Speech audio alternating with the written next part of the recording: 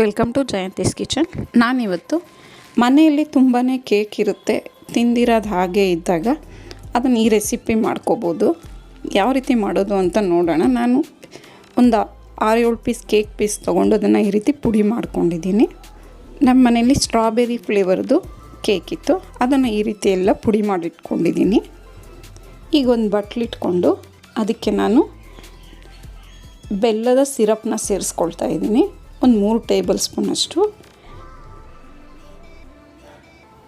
ಇದನ್ನು ಲೈಟಾಗಿ ಕುದಿಯೋಕ್ಕೆ ಇಟ್ಟಿದ್ದೀನಿ, ತುಂಬ ಕುದಿಸ್ಕೊಬಾರ್ದು. ಅದಕ್ಕೆ ಇದನ್ನು ನಾವು ಮಾಡಿಟ್ಕೊಂಡಿರೋ ಕೇಕ್ ಮಿಶ್ರಣನ ಸೇರಿಸ್ಕೋಬೇಕು.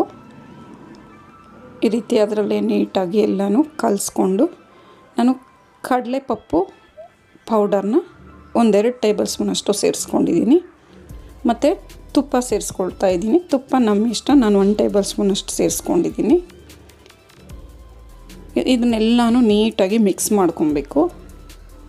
ಒಂದೇ ರೀತಿ ಕೊಡೋದ್ರಿಂದ ಮಕ್ಕಳು ತಿನ್ನಲ್ಲ ಅನ್ನೋವಾಗ ಈ ರೀತಿ ಡಿಫ್ರೆಂಟಾಗಿ ಟ್ರೈ ಮಾಡ್ಬೋದು ನಾವು.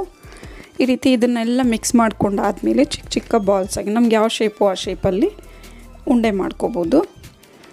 ಅದಕ್ಕೆ ನಾನು ಡ್ರೈ ಕೋಕೋನಟ್ ಪೌಡರ್ ತೊಗೊಂಡಿದ್ದೀನಿ. ಇದನ್ನು ಉಂಡೆ ಮಾಡಿಕೊಂಡು ಅದರಲ್ಲಿ ಡಿಪ್ ಮಾಡ್ಕೊಬೇಕಾಗುತ್ತೆ. ಈ ರೀತಿ ಒಂದೊಂದಾಗಿ ಎಲ್ಲದನ್ನು ಇದೇ ರೀತಿ ಮಾಡ್ಕೋಬೇಕು.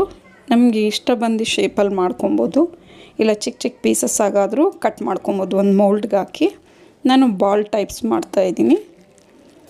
ಎಲ್ಲ ಈ ರೀತಿ ಉಂಡೆಗಳು ಮಾಡ್ಕೊಬೇಕು. ಬರೀ ಕೇಕ್ ತಿಂದು ಬೇಜಾರಾಗಿದ್ದಾಗ ಈ ರೀತಿ ಡಿಫ್ರೆಂಟಾಗಿ ಮಾಡ್ಕೊಬೋದು. ಟೇಸ್ಟು ತುಂಬಾ ಚೆನ್ನಾಗಿರುತ್ತೆ. ಈಗ ಇದೆಲ್ಲ ಉಂಡೆ ಮಾಡ್ಕೊಂಡಾಗಿದೆ. ಈಗ ಸರ್ವ್ ಮಾಡ್ಕೊಳ್ಳೋಣ ಪ್ಲೇಟ್ಗೆ. ಎಷ್ಟು ಚೆನ್ನಾಗಿ ಕಾಣ್ತಾ ಇದೆ, ತಿನ್ನೋದಕ್ಕೂ ಅಷ್ಟೇ ರುಚಿಯಾಗೂ ಇದೆ. ಕೇಕ್ ಲೆಫ್ಟ್ ಓವರ್ ಬಾಲ್ಸ್ ರೆಡಿಯಾಗಿದೆ.